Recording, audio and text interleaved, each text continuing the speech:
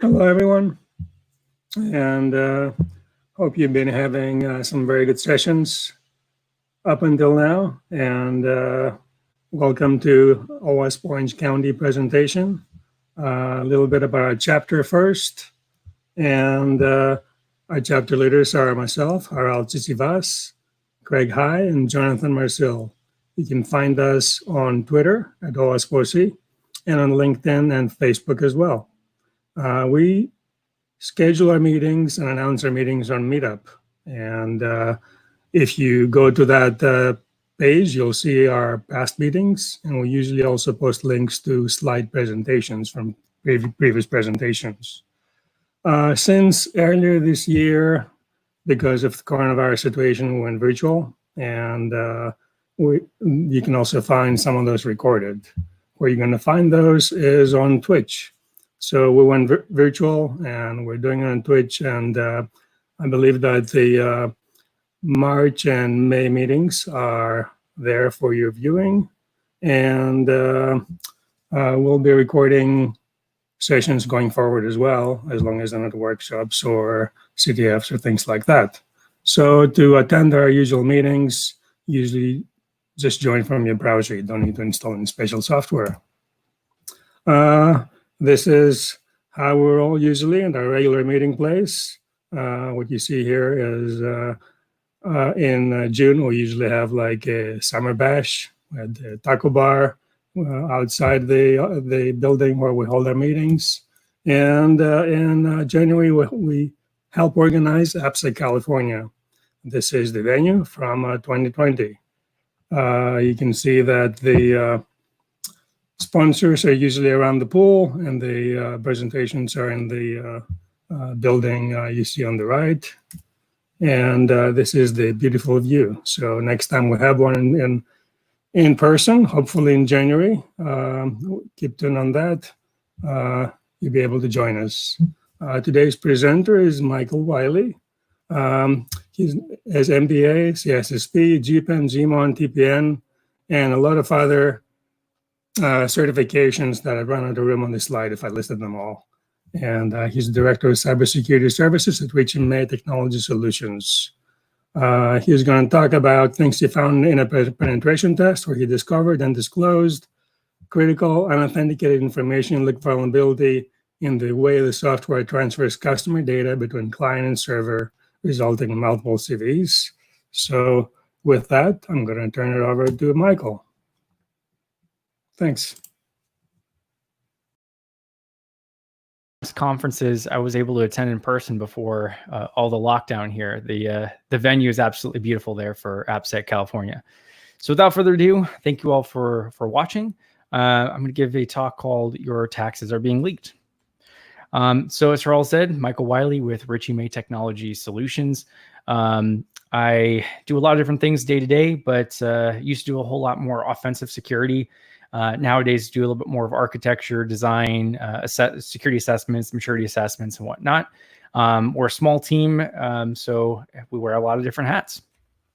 And the firm May it's been around for 35 years, but in 2017, they realized they wanted to get more into business advisory. They acquired my firm, which is a boutique cybersecurity firm here in Los Angeles. And some of you may have we may have interacted in the past under Corporate Blue. But May acquired my company and a couple others back in 2018, and we've been going strong since then. So a little bit about the talk outline. We'll see how far we get. I generally go way past time on this, so we'll try and get through some of the boring stuff in the beginning and get to the meat. So we're going to talk about the tax prep industry and some of the statistics around that. We're going to talk about some of the research and case studies that I found after I found the CVEs. I started digging a little bit further to find out if this was a systemic problem. Cybersecurity laws relating to tax preparation and CPAs. Common breakdown that I see in a lot of tax preparation security infrastructure. The analysis of tax prep software used to prepare your tax returns here in the US. And the systemic issue found during some of my penetration testing. and then what happened when I started working with the vendor, and then what you can do or your family can do as just civilians that obviously have to pay tax, and you probably use a tax preparer at some point throughout your life. So the tax industry itself, the global tax market is about $11 billion industry. In North America, the tax prep market is $4.6 billion. So just in North America, it's about half of the global spend. 5 data breaches per week is what the IRS reported back in 2017. So that comes from, I don't want to say all CPAs, because CPAs and tax preparers are not the same thing, but I may use them a little bit interchangeably. But the tax preparers, 5 per week that are preparing hundreds and hundreds of tax returns, are having breaches around the US. 177 tax professionals reported breaches from January 2017 to May 2017. The IRS stated that $5.8 billion was paid in 2013, and IRS stopped $24.2 billion in fraudulent transfers or refunds in 2013. So it's a big business for cyber criminals to defraud taxpayers, to file fraudulent tax returns where they're saying they need a big refund, getting that refund to a different address, and basically stealing a ton of money there. So how do Americans file their tax returns? Well, so there's some research I looked at. GoBankingRates.com 2006 did a report, and they said that only about 8.3% are brick and mortar. For example, your H&R Blocks of the world, and a similar percentage, 8.5%, did IRS self-service forms. A higher percentage, 9.2, didn't even file any taxes back in 2016. And then 10.9% said that a friend or family member, maybe it was a CPA or tax preparer, they did it for them. And then a large percentage, the biggest percentage there in blue, 34% of Americans use digital softwares like TurboTax, for example, to file their tax returns. So that's a big chunk there. But the other big chunk is 28.5% use some type of accountant or tax preparer to help them with their tax returns. So that is a big chunk, of almost a third there, of how Americans file their tax returns. They're using these tax preparers, CPAs, to help them out with that. And so that's where I'm focusing. And so if we also look at the age, so the same study of GoBankingRates.com 2016 report, they broke this down. I just thought this was a little bit interesting that they had by age. You can see where as you tend to get a little bit more money, or your weekly medium earnings and your age gets a little higher, that's where you're going to use an accountant or tax preparer. So at the bottom there, 65 plus is the biggest bracket that's going to use a third party to file their tax returns. Almost half, right? 42.5%.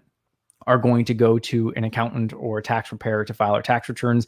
And they have the biggest amount of weekly earnings as well. And so then as you go down lower, 55 to 64, they're the second biggest bracket of weekly median earnings. And they're going to have about 35% of them, around a third, are going to use a tax preparer.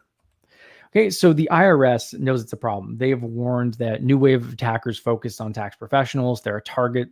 They're seeing more and more things happen. So the IRS published something. It's called IR-2016-119. It was September 2nd, 2016. It's a document that was put out there. And it says that thieves are able to access tax professionals' computers and use remote technology to take control, accessing client data and completing e-filing tax returns, but directing the refunds to the criminal's own account. So that's what I was talking about a few minutes ago. And so even the IRS special agent, Mark, he was quoted saying that bad actors tend to go for the lowest hanging fruit. So for example, Wi-Fi security is the most common threat for small businesses, tax professionals. And that's interesting because the vulnerability that I'll talk about in a little bit, or the data exposure, it has to do with long as someone has a foothold within the network on any system. It could be an IoT device, it could be a computer, server, whatever device on the network, they can sniff some of this traffic and collect some of this personally identifiable information and sensitive financial data of all of the customers within the tax preparing firm. So I thought that was interesting that the IRS special agent there is actually saying that something like Wi-Fi security is one of the biggest problems for these tax professionals. So let's look at a couple of case studies. After I found out about the vulnerability, I tested obviously other software to see if it was a systemic problem or if it was isolated to the one software. And I was kind of blown away because I only tested 3 different tax tools, and I'll talk about some of those in a second here. But of those tax tools, I found 2 of the 3 had the same vulnerability. And so I thought, well, what else? There's got to be some other things out there. And so I started looking into it a little more.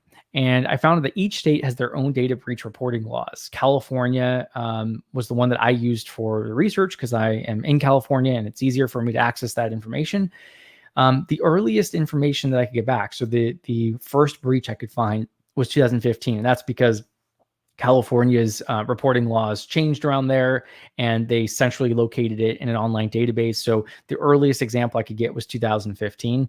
And I did a lot of this research in 2018. So I only had a couple years that I could actually look for this stuff. And I made some assumptions here. So that most of the state's data breach laws are cover electronic breaches only. So we may not see a lot of information that is physical. And so, for example, if your tax preparer is putting a bunch of documents on their desk, and I've seen it in many different tax preparers' offices, they've got just a stack of papers with tax returns and financial information, W-2s. If that's all stolen, most states don't even need to report that. So this is strictly, we're talking about electronic breaches only. And then not all breaches are reported as well. So I assume that we're only seeing part of the information. A lot of people don't know about the California's data breach database. And if they don't realize that they fall with that, or they don't have a legal counsel in-house or a security person that understands this, they may not realize that after a breach, they need to report this to California. And then in California also, it doesn't require reporting if there's less than 500 records, or they're, I don't even want to say encrypted, but if they are obfuscated, truncated, encrypted, any of those things where it's not the full record, they don't have to report that either. So if it's missing pieces, like the last digit of your phone number or social security number, that wouldn't require reporting as well. And if the tax preparer only lost 490 records, they wouldn't have to report this at all either. So we're missing a big chunk. This isn't by any means all complete. All the tax preparers in California that have been breached, this is a very small subset, and we're missing some information. And so the other thing is that I assume there's also a lot of other tax preparers out there that I wasn't able to find this information on because you have to search by company name. It's not like you can search by industry and say tax preparer or financial. I had to search company name. So I kept it simple and I just searched for companies that had the name CPA or tax in their name. So if there was a company called Wiley and Wiley Sons LLP, that would not be included in there. It happens to be the organization I work for. Richie May was founded as a CPA and tax preparation firm. And so in that, Richie May has nothing to do with tax or CPA. So that wouldn't come up either. So any of those names that are outside of CPA and tax, I didn't even look at. I just looked at the CPA and tax. So they had to have that in their name in order for it to match my research criteria. And so when I looked at, and I spent a couple of weekends doing this, I read through every single breach report in the California database from 2015 to 2018, summer of 2018, I should say.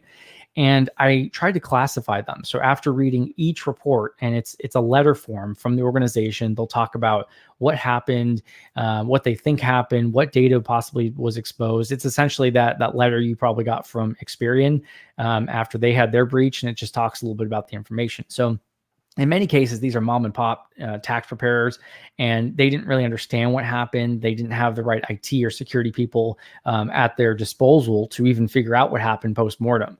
And so the big percentage of what I saw was we don't really actually know what the goal of the attacker was. There were certain cases where they said, well, we think it was malware. So I tried to read each of the breaches and categorize them the best I could based off reading those. And so we can see that the biggest percentage there was unauthorized remote access. It seemed like most of the ones that were targeting the CPA firm or the tax preparation firm were around trying to gain access to those financial records and file tax returns. So 38% of those were unauthorized remote access to their systems. The second biggest there was physical security. I happen to think that one was just bad luck, right? So some of the things I read was that there was a laptop of the tax preparer, and of course it was not encrypted. Of course there was not proper security, and that laptop was in their car when they went to the gym, and someone stole it from the car. So it just happened to be opportunistic type of crime, but all your tax information sitting on that laptop, and now someone else has it.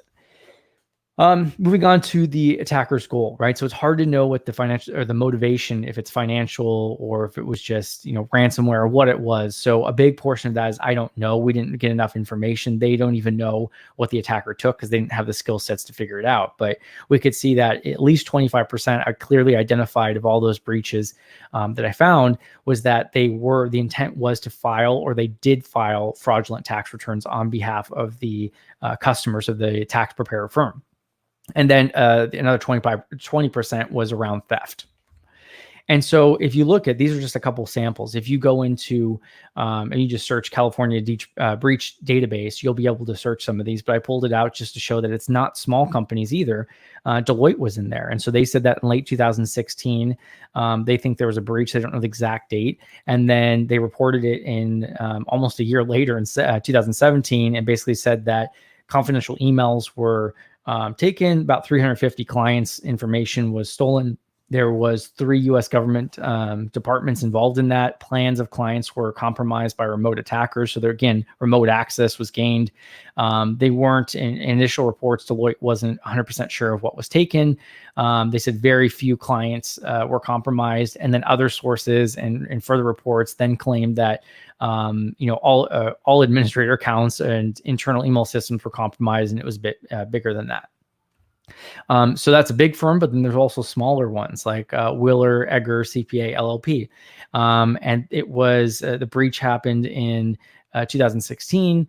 They basically said that a bad actor e-filed 45 tax returns or filed extensions and then collected money on their client's behalf. Data was accessed such as name, gender, date of birth, telephone number, address, social security number, EIN, all employment information like W-2s, 1099s, etc. And they believe that the attackers got in through malware. Another small company, Jeffrey Bourne CPA Inc., 2 unencrypted password protected laptops were stolen. So this, I have to think, maybe it was just someone broke into the building. It could have been, if you've been following into the news here with the looting that's been happening in Los Angeles, it could have been something like that, where they just had unencrypted laptops that were stolen. But because they had so much information on those laptops stored locally, they had to report this.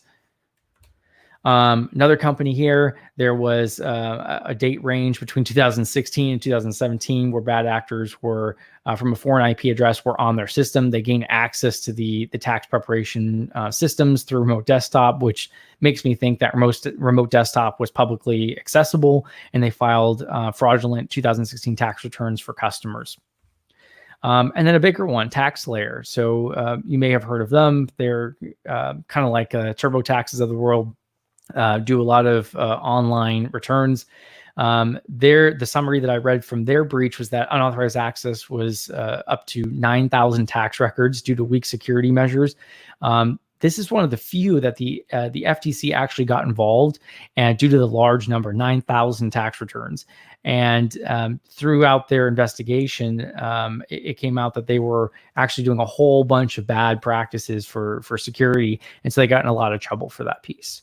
And in TurboTax, this one was interesting because as I was doing this research, I reached out to a bunch of other security professionals that I know about and asked them if they knew anything about this, if they heard anything about the tax software, have they tested tax software? And everyone kind of said, no, I didn't even know, what my CPA was using or my tax preparer was using in the background.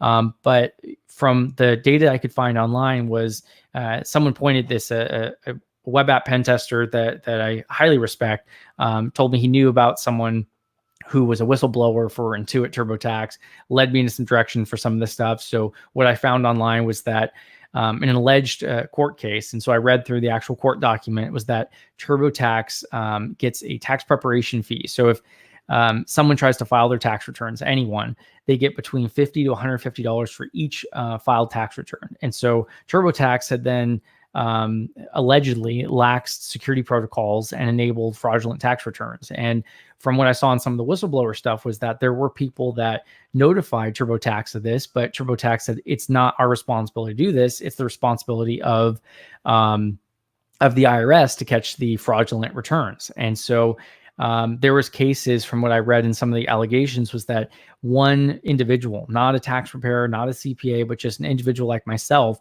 would sign up for an account and I would file 200 different tax returns. Well, that doesn't make any sense. Why would I have 200 social security numbers? Why would I be doing that?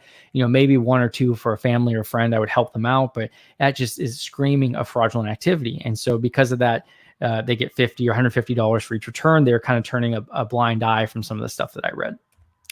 And then, one other thing I wanted to mention is that if there is fraudulent activity on your IRS account, essentially, you can no longer e-file. So now you have to have a special PIN number. You have to file all your documents through mail.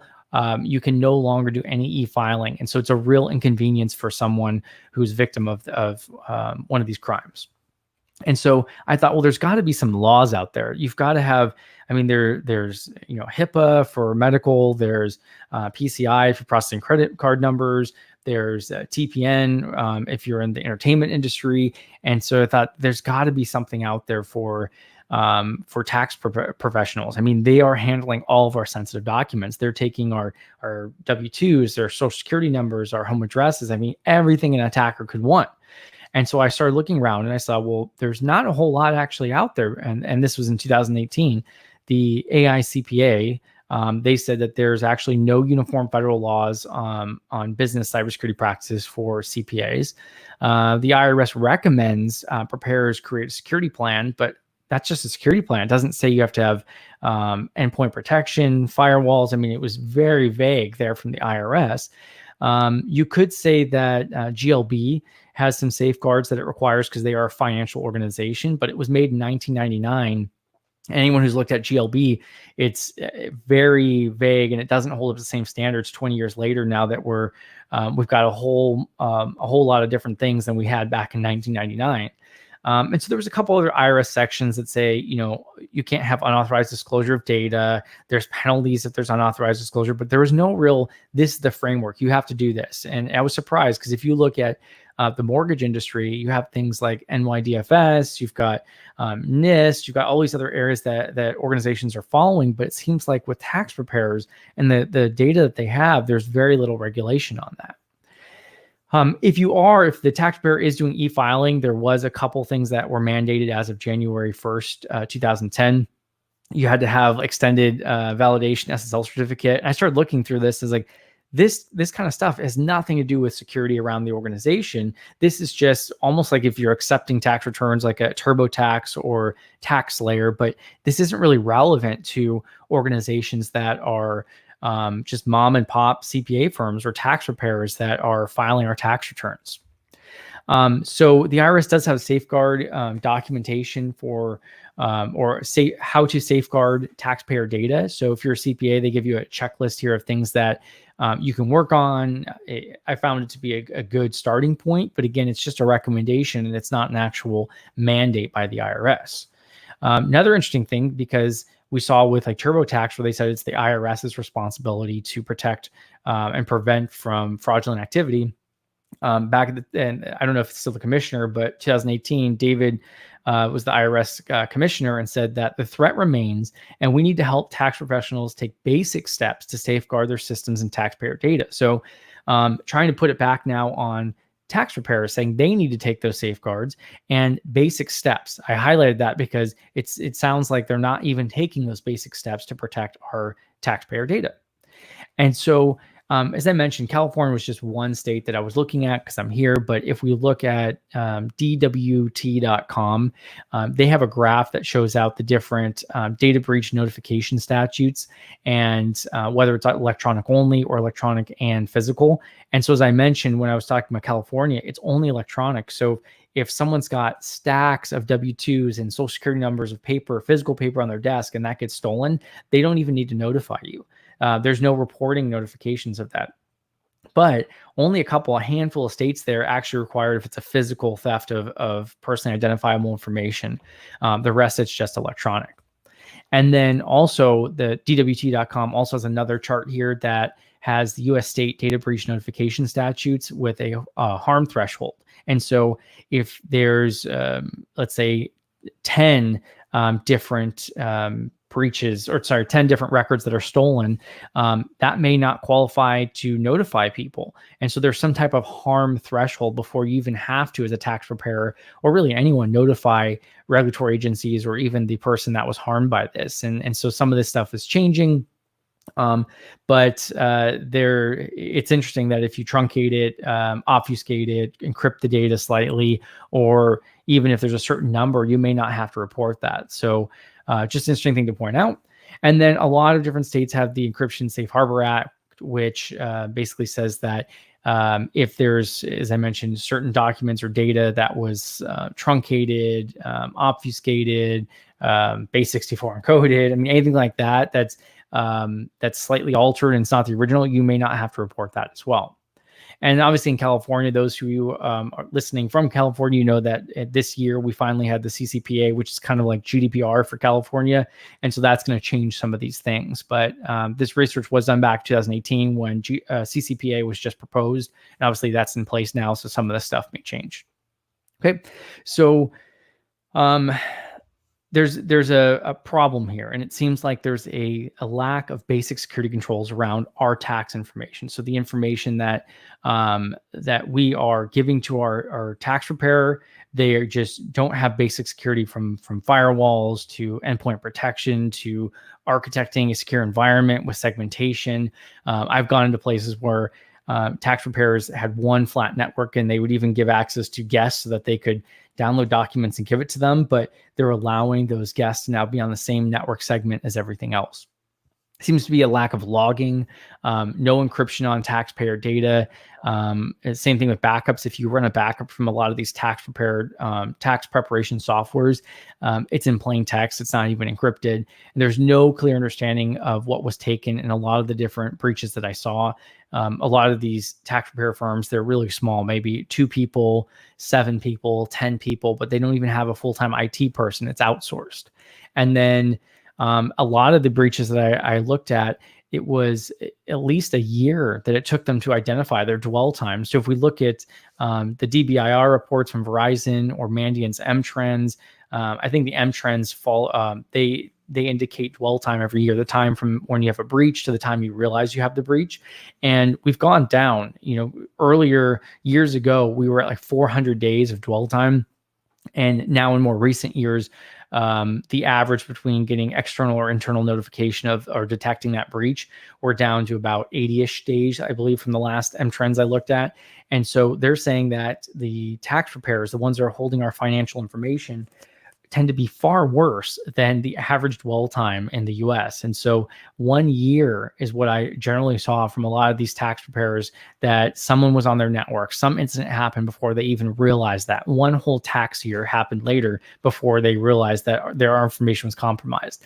Now, when there were fraudulent tax returns filed, that was a little easier to identify. But a lot of these other ones where they were in the background, they were enumerating networks, stuff like that, it took a long time for these tax preparers to realize it.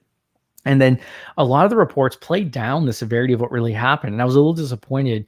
I was definitely happy to see that California was keeping track of these breaches and people had to report them.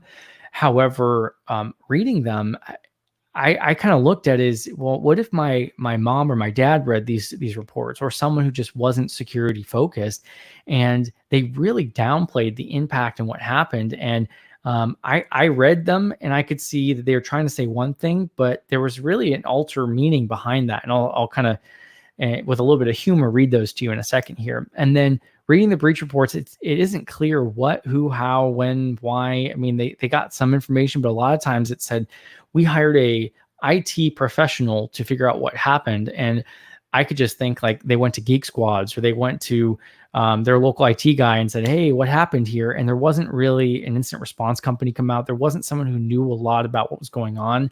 And there's probably a lot more damage than what they actually reported. So here's just something I saw in some of the statements. I'm not naming names, but I saw something that said a password protected laptop was stolen. And so I think of my parents or someone else without a security background. They read that and they'd say, okay, this computer with all the tax software, they didn't explicitly say that, but I think that because they had to report this since there was 500 records stolen, a password protected laptop was stolen. And so they might think, well, if it had a password, then they're not going to be able to get to my information. So I shouldn't worry about this. And so in reality, though, I think of it as the laptop was not encrypted, because if it was encrypted, they would not have to report this because of the safe harbor. And it doesn't really matter if there's a password, because they could pull the drive out since it's not encrypted, plug it in somewhere else and access it and bypass the password. So being that it's a password protected laptop is irrelevant. A laptop was stolen and it wasn't properly protected. Another statement, we found unauthorized access to our secure network. I cracked up at this one because I thought, if it's so secure, why are you reporting a breach? Right? So they're trying to downplay it and trying to say that we did everything in our power to protect your information. We have a secure network. Well, it's not if there was a bad actor that was sitting in there, or they were remote desktoping from a foreign IP address, or they were filing fraudulent tax returns, and you didn't detect any of this stuff. You really don't have a secure network. Okay, another statement. We immediately contacted our IT consultant and promptly hired an IT security expert. And so I kind of translate that as, well, our IT consultant didn't understand basic security, and therefore we got breached. Another statement, the attacker managed to hack into our computer system despite the use of firewalls and antivirus. So again, I think of a person without a security mindset of like, wait, they did their best. They had firewalls, they had antivirus, but it goes a lot deeper than that. They checked the boxes, yes, but they didn't properly implement security controls. Time and time again, I'll take a look at firewalls and I'll ask the client for a maturity assessment. Do you have intrusion detection systems? Do you have intrusion prevention systems? Yes, yes. Okay, so how do you use it? How often do you log into the intrusion detection system? What rules are alerting you most often? Which rules are your favorite rules? And they have no idea. They haven't looked at them. And since they enabled the intrusion detection system, but what use is that if they're not even looking at it? So again, I'm seeing these, they thought they checked the box, or they did check the box, but they're not really using these tools. If they had proper antivirus, or they were using whitelists instead of blacklists, or if they were using egress firewall rules, a lot of this stuff that I saw would not even happen. So they might have a firewall. It doesn't mean they're using it properly. Another statement, backup hard drives were stolen, though they require proprietary software for files to be readable. Well, you can download any tax preparation software for free. You go to the website, you start a trial. You don't even have to put in real information. You don't have to put in your CPA number or your tax preparation ID or anything like that. You can get these quote unquote proprietary softwares anywhere over the internet.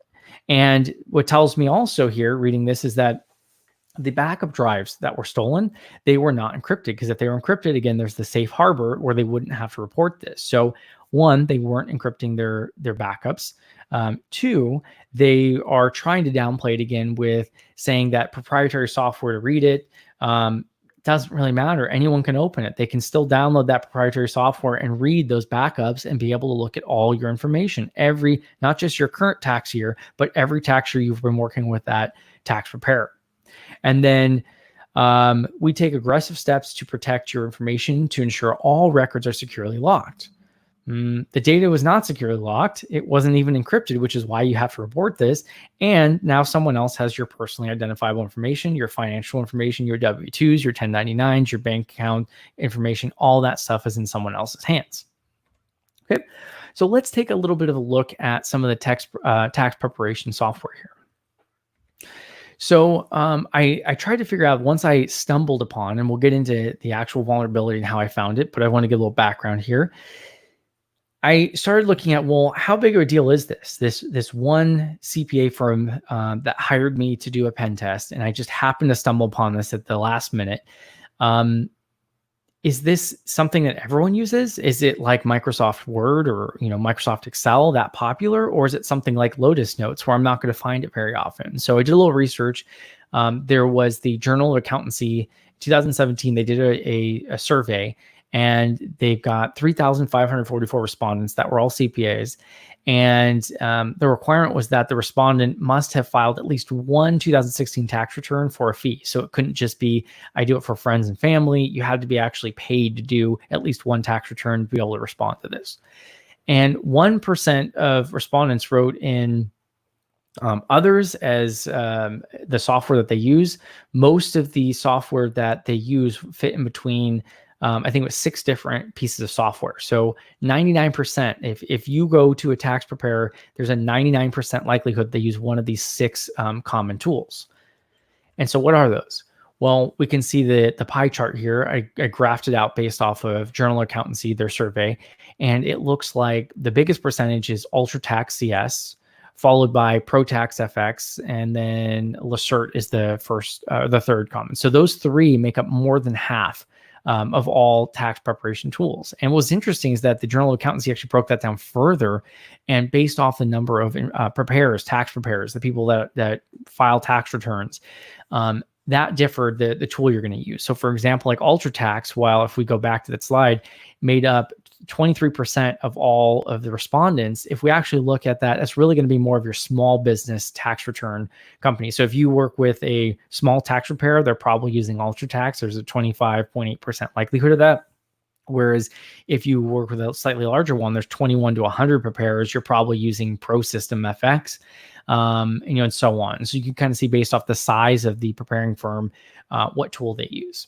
And we can see that Lacert is one of those. The smaller organizations use Lacert, and as you get bigger, they tend not to use that.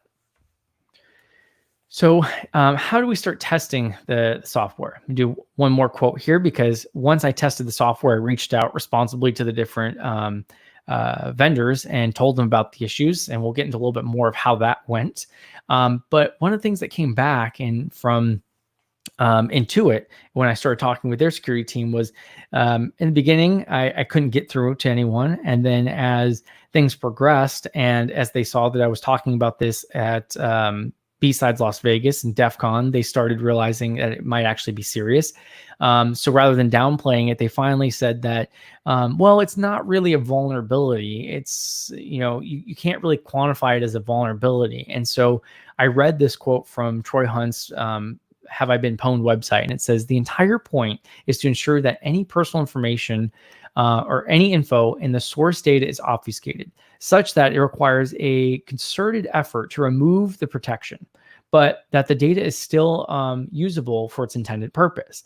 And so I brought that quote up to them because they argued that the data being in clear text and traversing the network in a very unsecure way wasn't their problem, and that really it was the protocol that they were using just happened to be clear text. And so I read that quote to them, and also read the definition from MITRE about what an exposure was. That's part of the CV, the E and CVEs.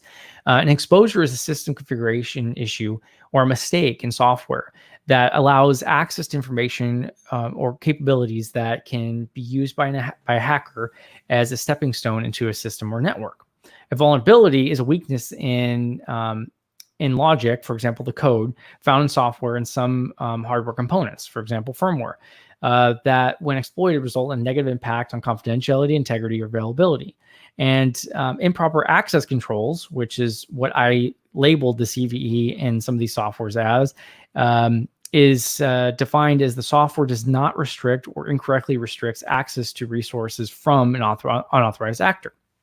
So what I was doing, the way I found this, and then we'll kind of actually look at the vulnerabilities here, is that I was just at a CPA firm and did a pen test, and they really just wanted they wanted a red team engagement. But we started walking through it. We said, you're not quite ready for this. We're not really ready for a pen test. If you want to call it one, we'll call it a white box, and we're going to work with your outsourced IT person since they didn't have someone in-house. And we're going to go ahead and just walk through things, how you use software, and we'll just look for some misconfigurations at that point.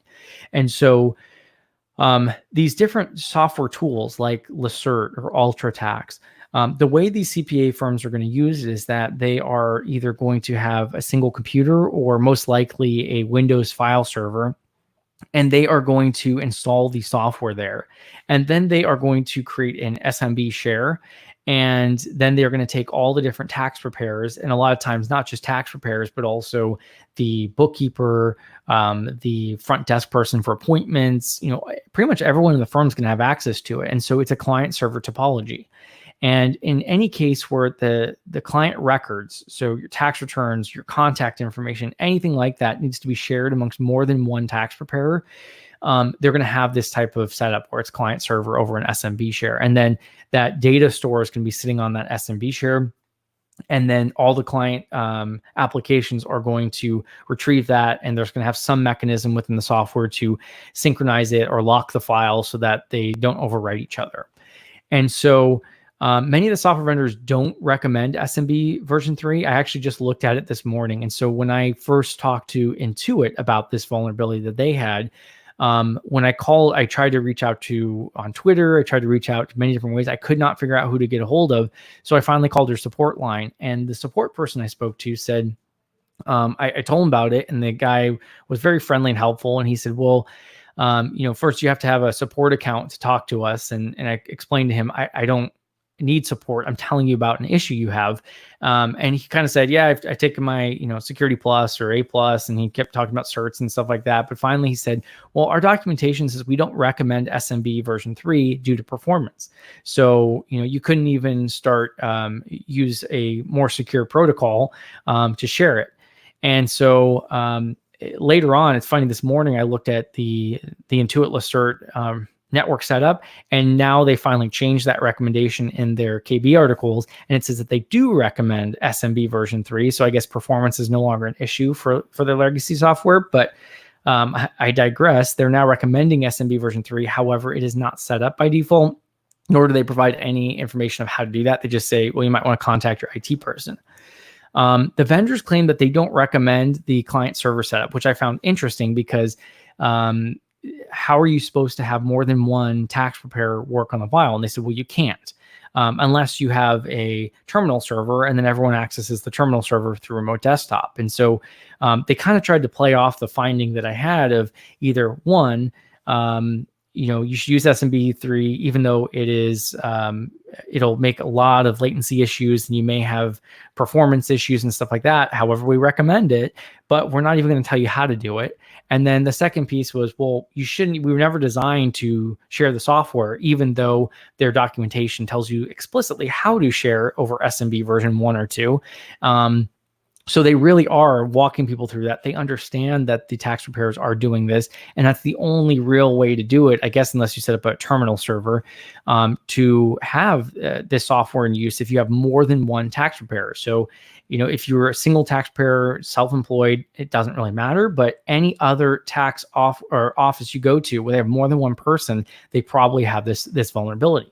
And then sensitive data was analyzed in transit and rest. When I started looking at this, at first, I saw the exposure in transit, and then dug a little deeper and saw that it was actually sitting in plain text as well. And then I should have changed this slide. This was back from 2018 when I first discovered this, and I was working with Intuit as well as UltraTax. And both of them were talking with me. It was hard to get a hold of them. UltraTax seems like they had one person in their security department. And finally, I got a hold of them after a couple tweets. UltraTax was great. They very quickly found a workaround. They implemented it. They asked if they could have some more time because I was speaking at B-Sides Las Vegas. I, of course, extended that courtesy and did not disclose this at B-Sides Las Vegas. I talked about the issue, but I didn't name names. And then Intuit was said they were still working on it. However, I haven't been able to 100% validate it because I've been having a couple issues in my lab environment, but I believe even the latest version of Intuit still has the same problem from 2018 when I reported it. Okay, and so I thought, well, I'm really not a web application person by trade, right? I dabble in it. I enjoy the industry, but I'm more of a network security person, architecture type person. And so I thought there's someone else smarter than me that had to have found this already, and they have disclosed it. And so I looked at, I searched for UltraTax CVEs, and I found none at MITRE, none at ExploitDB. Tried to Google them. I couldn't find anything for the software. Tried for Pro Systems. I did find one, but it was 2014. And it looked like they had resolved it since then. For Intuit Lacert, I searched, there was not a single vulnerability for tax software that's been around since the early 2000s. I was surprised by that. Drake Tax software, I looked for that, same kind of thing. Pro Series, they had one, but it was from 2007. And so I thought, okay, well, it's weird that no one else has reported this, and neither vendor, when I contacted them, have said anyone has ever talked about this with them.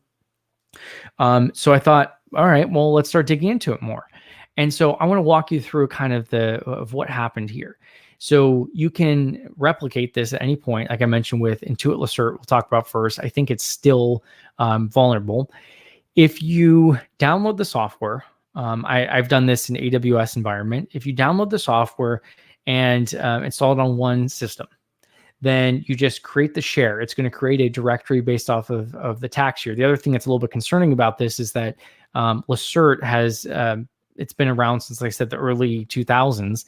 And each year is going to create its own directory in the C directory and then Lacert. So it's going to create C, Lacert, and then let's say if you have 2018, 2019, the software installed, and you need that for compatibility reasons, or just to go access old tax returns, then you would go into 18 tax or 19 tax or whatever year it is. And now I have gone in, when I did this pen test, the company that I had, I remember seeing stuff from like 2008, 2009, 2010, all the way up through current years. I was blown away that they had software. The first thing I thought of was, oh my gosh, the legacy of this stuff it hasn't been supported in forever. It hasn't been patched. That's the vulnerability.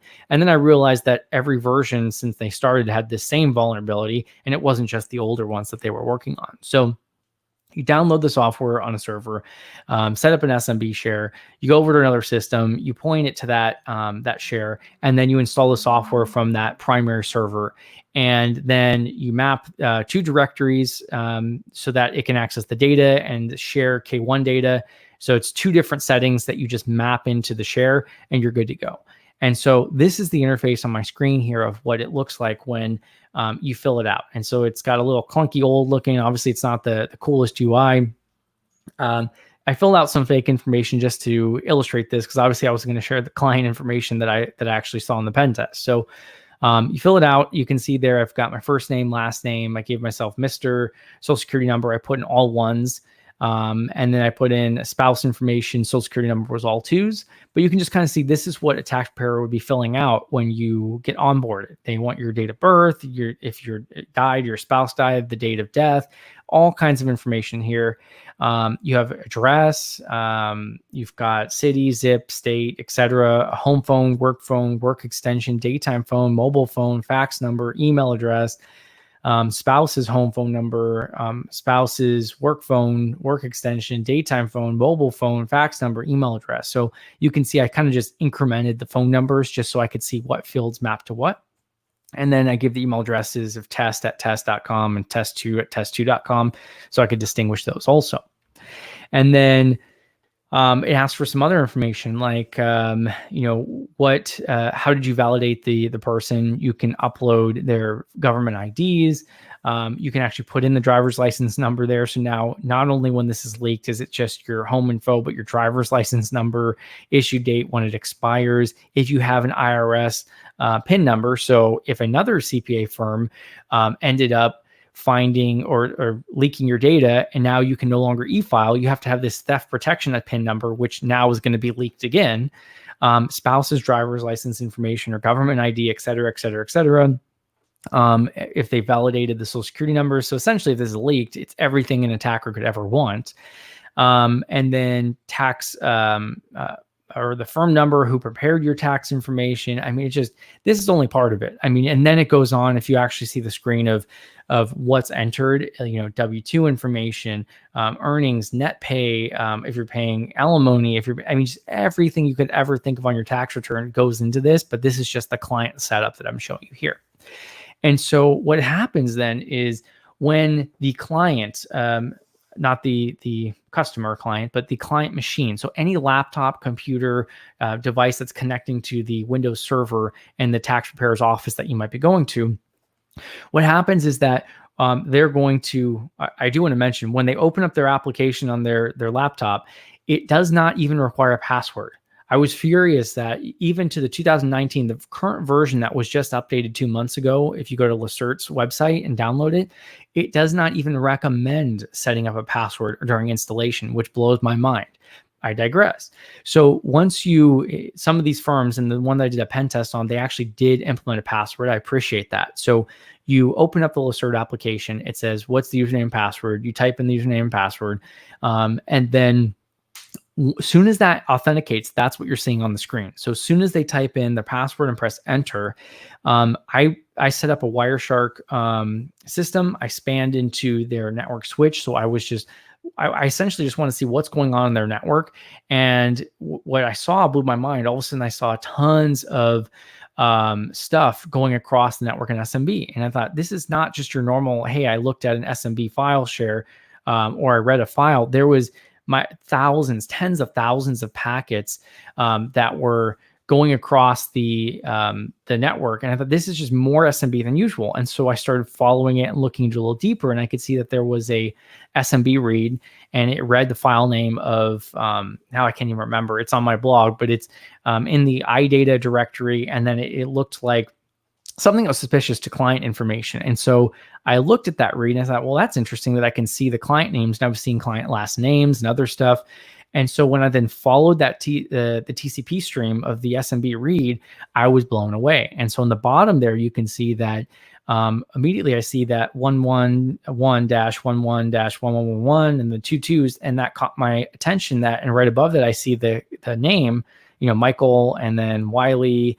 And so what's happening is that soon as the tax preparer authenticates, it requests from the server the entire client list, which includes all this information that we just entered, not just for one person, but every client that is within this firm. So if the firm has 1,000 clients, I should say customers, because I'm talking about clients as computers, 1,000 customers, all 1,000 customers' information is going to be pulled across the network in clear text every time a tax preparer authenticates to the system. So, it logs out, or they go to lunch, they do it again. You've got 100 tax preparers. That means 200 times a day, possibly, this is traversing the network. And so I thought, oh, this is bad. And so further following the TCP stream of that read, it got even worse. And so this is the view essentially. And I tried to map them to the information that I filled out on the prior screens. And so you could see, I put a bunch of other fictitious information, but you can see like skip an investor, gas example, oil, all kinds of other information there, along with my fictitious user there. You could see the primary and spouse's social security numbers, their job title. You could see the account number for those users. You could see the full name. You can both the primary taxpayer and the spouse. You could see their home address. You could see both of their email addresses, their mobile numbers, all that information every single time the tax preparer authenticates. Right? It just keeps going and going. And then I thought, okay, well, that's when you authenticate. But what about when information is updated? So I don't know how I know how to do this, but I was playing around with the software and I thought, well, let me try and file my own W-2. And so I created all these different forms in the tax software. I probably should have gotten some help from a real CPA since I work for a CPA firm. But I started updating information there. So on the right side, you can see that I'm in my fictitious account and I'm looking at my wages. And I said, okay, well, in California, I get did I give myself $9 million, almost $10 million a year. I wish. And so when I updated that, and when I just basically pressed tab to go to the next line, what happened is that not just that information was updated from client to server or server to client or whichever direction I was going, but when you make one single change on the laptop, not the server, the laptop, what happened is that the entire record of all employment information, wages, state and local information, other information, electronic filing, W-2, state and local 1099s, all that information and prior year amounts, everything is then passed over. So every time you make a single dollar change on any field within the software of Lacert, it then passed everything back to the server in clear text. So you can see there, the red on my screen on the left there is the client information, or the client laptop sending it to the server. And you could see all those numbers going across. And then I put in a red square there the amount that was changed. So it's not just that amount that's changed, but it's everything. And you can see at the top there, the Social Security number also went across. Okay, and so, and also when you do that, you could see the years of taxes that were filed. So we could see that 2017, there was federal and California taxes were filed for this user, the actual bank account number. So that way you could do pay your taxes, or you could get your refund via IRS or state. So now my bank account number and the actual bank name is going across in clear text as well. So I looked at this and thought, well, that's going across the network, which is super scary. But what about looking at that file? And so I think the bigger concern is traversing the network, because all this data is just flowing across on the same network segment. However, most of the CPAs were not setting the permissions up properly. And so you could go with unauthenticated, right? The applications actually had a password on it, but I could just go to the file share, which had everyone, read permissions, and I could then run strings against it, and you'd see the exact same data. So both at rest and traversing over the network, you could see this stuff in clear text, right? So I just ran strings with a value of 8 against the data file. So it's in a .dbf format. And this is happening in 2017, 2018, et cetera, all these different years. It seems like it still has the same problem, but you could either just sniff network traffic and collect all this when they authenticate, or if you're not that patient and they incorrectly set the permissions of the SMB share, it's sitting there in clear text. So you could just run strings against it and grab all that information. So took a look at some other software. I thought, well, what about UltraTax? Is this the only place with or the only software with this issue, or is other software having the same issue? So I looked at UltraTax, and not clicking through here. They have something that's a little bit similar. They've got a different type of directory, but I created the same kind of account here. I gave Michael Wiley and Princess Wiley. And then the software looks slightly different. I did appreciate that they had a little bit more security implemented throughout of this, but I gave it the same data, set up an account, same social security number, all that stuff, so we could just see it going across. And then, of course, when I did a packet capture with Wireshark, I saw the same data traversing the network.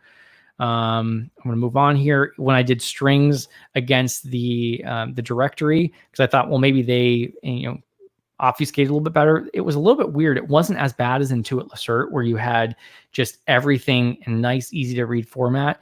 With UltraTax, they actually had, I don't understand why all those ones are there. So that was the social security number, but it seems like it keeps repeating itself. And I'm not sure if it's like overwriting, or it uses the social security number instead of other values that I didn't enter, or why you see the social security number happening so many times. But if you kind of just parse through some of that stuff, you can still see job title, primary, address, phone number, spouse's social security number, spouse's name, all that other stuff still there. So throughout that, when I discussed it with some vendors, I got to give a lot of credit to UltraTax. Once they actually took me serious, they very quickly made changes to their software. I haven't tested it, but they claimed that it was resolved. They put in other controls. They removed things from documentation saying they recommend sharing. So they actually did it. They did it well. Intuit, on the other hand, where they would have tons of calls with me and stuff, but after my talk in 2018 at B-Sides Las Vegas and DEF CON, they have yet to email me. They claimed that they were working on it. I even had someone join a call that was from their compliance department, which I think was just their attorney.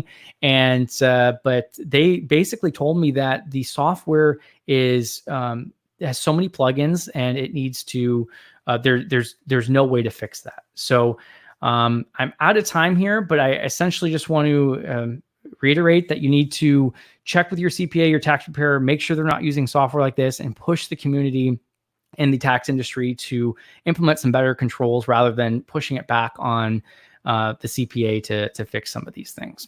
So I appreciate your time, and I hope you enjoy the rest of the event. Thank you for attending.